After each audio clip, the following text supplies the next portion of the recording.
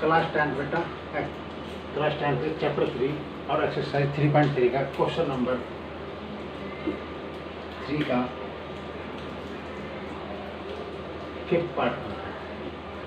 Question number 3 का 5th part है और उसने क्या दिया बेटा क्वेश्चन में, उन्होंने कहा a fraction become 9/11 if 2 is added both numerator and denominator.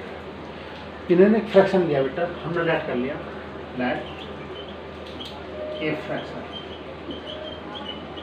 Fraction को हमेशा बेटा हम जो चूज करते हैं वो x/y, एक फ्रैक्शन नंबर ले लिया, ये फ्रैक्शन नंबर और फ्रैक्शन नंबर को मैंने x/y मान लिया। ठीक, फ्रैक्शन नंबर x/y मैंने चूज करा। फर्स्ट कंडीशन में उन्होंने कहा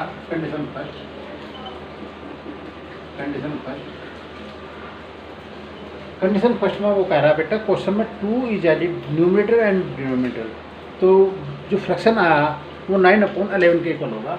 तो x/y जो न्यूमरेटर है इसमें 2 ऐड करा, डिनोमिनेटर में 2 ऐड करा और ये फ्रैक्शन 9/11 के इक्वल हो जाता है। तो इसकी बेटा क्रॉस मल्टीप्लिकेशन कर दो, 11x plus 22 equal to 9y plus 80। तो 11x minus 9y plus 22 minus 18 equal to 0। तो 11x minus 9y plus 4 equal to 0। ये क्वेश्चन आपके पास प्लस 4। जो फर्स्ट कंडीशन मैंने कहा था ये फ्रैक्शन है, वो फ्रैक्शन नंबर में x/y चूज कर लिया। 2 is added numerator and denominator, numerator में भी डिनोमिनेटर में 2 ऐड करा, तो ये जो फ्रैक्शन है जो 9/11 के इक्वल हो जाता है, उसके अकॉर्डिंग इक्वेशंस बेटा फर्स्ट वन। अब सेकंड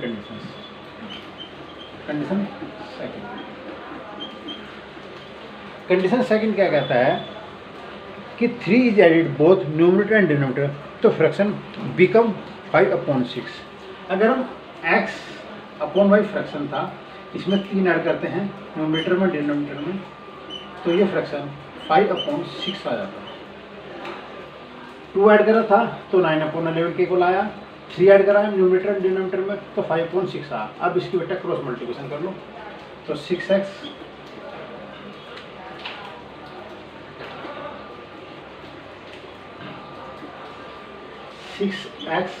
प्लस 18, 6 की मल्टीप्लाई की 6x प्लस 13 तो 18 इक्वल टू 5y प्लस 15। 6 की मल्टीप्लाई की 6x प्लस की 18 आ गया, 5y प्लस 15 आ गया। तो 6x equal to 5y plus 15 minus 18, तो x equal to 5y minus 3/6। ये बेटा सब्स्टिट्यूशन मेथड से करना, तो मैंने इसकी x की वैल्यू निकाल ली। अब इसे पुट करते बेटा फर्स्ट में, पुट इन फर्स्ट, क्योंकि इसने कहा बेटा सब्स्टिट्यूशन मेथड से, तो इसमें करा बेटा 11 5y minus 3/6 minus 9y plus 4 equal to 0। ठीक, अब बेटा इसमें कैलकुलेशन करते हो, 55y माइनस 33 प्लस 6 एल्सियम ले लिया, 9 6 54 y प्लस 24/6 इक्वल टू 0। तो 55 54 y आ गया। ठीक, 24 माइनस प्लस के 24 है, माइनस के 33 है, तो 13 में से 4 गए 9 इक्वल टू 0। 6 की 0 मल्टीप्लाई कर दी तो y इक्वल टू 9 आ गया। इसे पुट करा, पुट इन इक्वेशन बेटा सेकंड मान ली, इक्वेशन पुट इन सेकंड, तो x इक्वल टू 5 × 9 माइनस 3/6, तो 9 × 45, 45 माइनस 3/6, तो आपके पास 42/6, x का मान 7 है। x का मान आपके पास 7 आएगा बेटा, तो आपके पास है फ्रैक्शन नंबर x/y और x की वैल्यू 7 है वाई की वैल्यू 9 है। ठीक, ये मेरे पास फ्रैक्शन आ बेटा। तो इस क्वेश्चन में जो दिया था उन्होंने कहा फ्रैक्शन नंबर है, अगर हम न्यूमरेटर डिनोमिनेटर में 2 ऐड करते हैं तो 9/11 प्राप्त होता है। देखो x + 2 y + 2 9/11, अगर मैं x के स्थान पे 2 रखता हूँ यानी कि यहाँ से, तो 7 + 2 अपॉन 9 + 2 = 9/11। देखो अगर फ्रैक्शन x/y आया, x के स्थान पर x की वैल्यू पुट करी, y के स्थान पर y की वैल्यू पुट करी, तो 9/11 आया। फिर इसने कहा अगर 3 ऐड करते हैं तो 7 + 3 अपॉन 9 + 3 = जो 10/2 आ गया, 2 × 5 = 10, 2 × 6 = 12, तो 5/6 आ। तो अगर हम न्यूमरेटर डिनोमिनेटर में 3 ऐड करते हैं तो फ्रैक्शन 5/6 से इक्वल आता है, 2 ऐड करते हैं 9/11, ये मैंने बेटा से वेरीफाई कर दिया। तो इसने फ्रैक्शन पूछा था, क्वेश्चन नंबर 3 6th पार्ट बेटा। इसने कहा है 5 years हैंस यानी कि 5 साल बाद the age of Jacob will be the 3 times that of his son, यानी कि 5 साल बाद उसकी जो एज है अपने सन की 3 times है। ठीक, और 5 साल पहले जो एज थी, फिर उसने कहा बेटा 5 years ago Jacob age was 7 times that of his son, यानी कि इससे कहना तात्पर्य यह क्या है कि हम उसकी परसेंटेज मान लें x, जैकोब की परसेंटेज x मान लें, सन की बेटा y मान लो, तो 5 साल बाद का मतलब है x + 5 y + 5, और 5 साल पहले का मतलब है x - 5 और y - 5। ठीक, तो जिसे कंडीशन है बेटा हमने राइट कर लिया, let present age of Jacob x year only.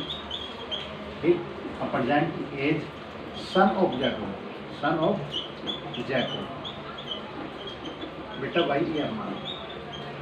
तो कंडीशन फर्स्ट बेटा, कंडीशन फर्स्ट है 5 year हैंस यानी 5 साल बाद, ये x है, ये y है, ये एज है जैकोब की, यह है उसके सन की। 5 साल बाद दोनों की एज x + 5 y + 5 होगी। तो 5 साल बाद जो है जैकोब अपने सन को कहता है कि 5 साल बाद मेरी जो एज है वो तुम्हारी एज की 3 times हो जाएगी। तो 3 times मतलब 3 मल्टीप्लाई कर दिया बेटा, तो x + 5 = 3y + 15, x = 3y + 10। एकदम फर्स्ट है। अब सेकंड कंडीशन,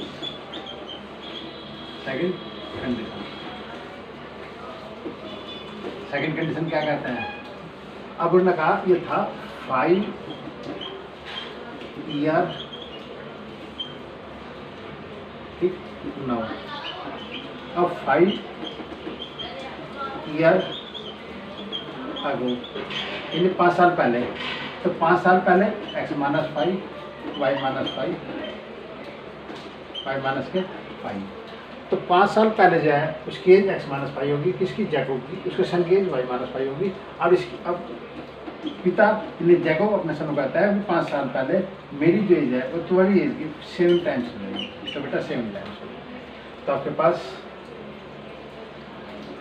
ये होगा x - 5 7y, ठीक, -35 x = 7y - 35 + 5 x = 7y - 35। अब इसको समय बेटा सब्स्टिट्यूशन मेथड से करना, ठीक। तो इसलिए पुट इक्वेशन होगी 2, इसे पुट कर दें फर्स्ट हमने से पुट कर दिया, ठीक। फर्स्ट इक्वेशन आई बेटा, तो 7y - 30 = 3y + 10। तो आपके पास बेटा 7y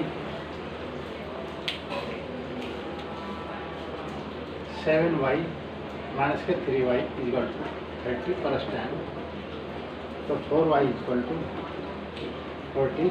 तो y = 40/4 = 10। अब इसे पुट करा, put in first of put they, first of put कर लो चाहे सेकंड ऑफ पुट कर लो, इससे कोई फर्क नहीं पड़ता बेटा। x = आएगा 3, y की वैल्यू 10 आएगी, प्लस के 10, x = 30 plus 10 equal to x। तो आपके पास बेटा प्रेजेंट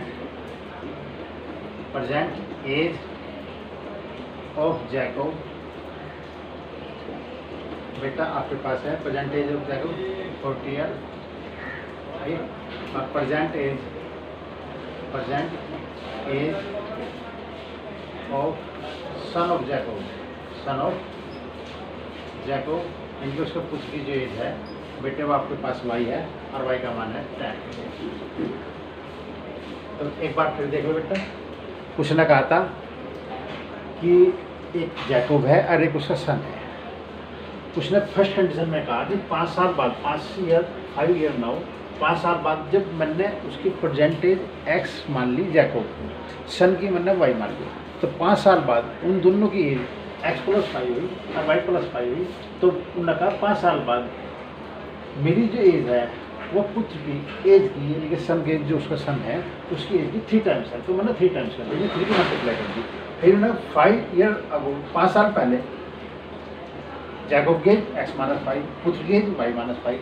तो मेरी जो एज है जैकब की जो एज है वो अपने सन की एज की सेम टाइम्स होगी। तो सेम टाइम्स होगी, 2 इक्वेशन होंगी, एक इक्वेशन या सब्स्टिट्यूशन मेथड से बेटा मैंने x का मान निकाल लिया, इसे इक्वेशन में पुट कर दिया, y की वैल्यू आ गई, y का मान पेज में पुट करा, x की वैल्यू आ गई। x जो है परसेंटेज थी जैकब की, तो x का मान 40 आएगा, ठीक। परसेंटेज सन ऑफ जैकब थी, y का मान 10 आएगा, ठीक। ये बेटा क्वेश्चन ये मैंने आपको करा।